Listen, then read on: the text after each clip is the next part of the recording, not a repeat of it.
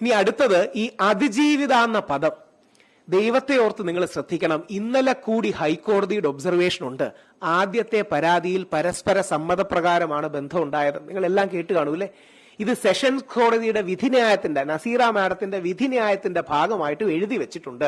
പരസ്പര സമ്മതത്തോടു കൂടിയാണ് ഇതുണ്ടായത്. ഇപ്പോൾ ഇതിനെ റേപ്പ് എന്ന് വിളിക്കാൻ അല്ലെങ്കിൽ പീഡനം എന്ന് വിളിക്കാൻ കഴിയുന്ന ഒരു മെറ്റീരിയലും ഇല്ല എന്ന് ബഹുമാനപ്പെട്ട കോടതിയുടെ വിധിന്യായത്തിലും ഇന്നലെ ഹൈക്കോടതിയുടെ ഒബ്സർവേഷനിലും വന്നിട്ടുണ്ട്.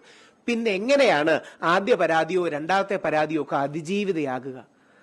എന്ത് അതിജീവിച്ചു എന്നാ പറയണേ? അതായത് ഓൾറെഡി പീഡനം നടന്നിട്ടില്ല എങ്കിൽ പിന്നെ എന്താണ് ഇവർ അതിജീവിച്ചത്? പിന്നെ എങ്ങനെയാ ഇവർ അതിജീവിതയാകുക? അതിജീവിതമാർക്കും ഇരകൾക്കും നൽകുന്ന സംരക്ഷണം ഇവർക്ക് എങ്ങനെയാണ് കൊടുക്കാൻ പറ്റുക? പേര് പറയണമെന്ന് ഞാൻ പറയുന്നില്ല, ഞാനും പേര് പറയില്ല, സംശയമൊന്നുമില്ല. പേര് പറഞ്ഞു എന്ന് കള്ളം പറഞ്ഞ് എന്നെ അറസ്റ്റ് ചെയ്ത് 16 ദിവസം ജയിലിട്ടതാ. പേര് പറഞ്ഞു എന്നും ഫോട്ടോ ഇട്ടു എന്നും പറഞ്ഞ് കള്ളം പറഞ്ഞ് എന്നെ അറസ്റ്റ് ചെയ്തതാണ്. നിങ്ങൾ അറിയേണ്ട കാര്യം കൂടിയുണ്ട്. ഞാനൊരു AI ജനറേറ്റഡ് വെറും ഒരു പെൺകുട്ടിയുടെ ഫോട്ടോ ആണ് ഇട്ടത്. അപ്പം പോലീസുകാർ എന്നോട് പറഞ്ഞു ഞങ്ങൾക്ക് അന്വേഷണം നടത്തണം. ഇത് തന്റെ ഫോട്ടോ ആണെന്ന് ആ പെൺകുട്ടിക്ക് തോന്നിയാൽ അല്ലെന്ന് പറയാൻ ഞങ്ങൾക്ക് FSL റിപ്പോർട്ട് വേണോ? ചുമ്മാ ഓരോ ടെക്നിക്കാലിറ്റി പറയുകയാണ്. ചുമ്മാ പറച്ചിൽ നിന്ന് വേണ്ടി എന്ന് പറഞ്ഞു FSL റിപ്പോർട്ട് വരട്ടെ. ഞാൻ സാറിന് കണ്ടാ പോരെ, ഇത് ആ പെൺകുട്ടി അല്ലല്ലോ.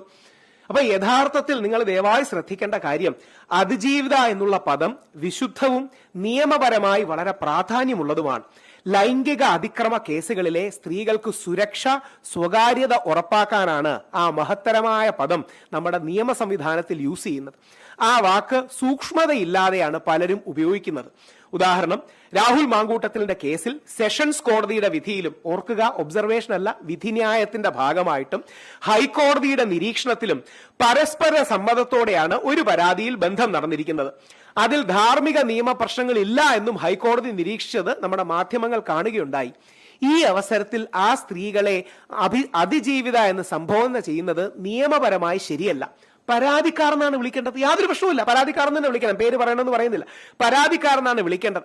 അവർ അതിജീവിതകളല്ല എന്ന പരാമർശനത്തിനാണ് എന്റെ ജാമ്യം റദ്ദാക്കണമെന്ന് പറഞ്ഞ് പോലീസ് കോടതിയിൽ പോയിരിക്കുന്നത്.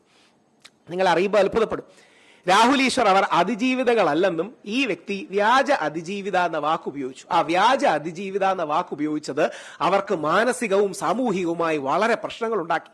പോലീസ് കോടതിയിൽ കൊടുത്തിരിക്കുന്ന റിപ്പോർട്ടില് ഞാൻ വെർബാറ്റിം കോട്ട് ചെയ്യുകയാണ്. അതിജീവിത അല്ല എന്ന് പറഞ്ഞു എന്ന് പറഞ്ഞ് എന്റെ ജാമ്യം റദ്ദാക്കണം. ഇവർ യഥാർത്ഥത്തിൽ ജെനുവിൻ അതിജീവിത അല്ല എന്ന് പറഞ്ഞതിന് എന്റെ ജാമ്യം റദ്ദാക്കണമെന്ന് പറഞ്ഞാണ് പോയിരിക്കുന്നത്.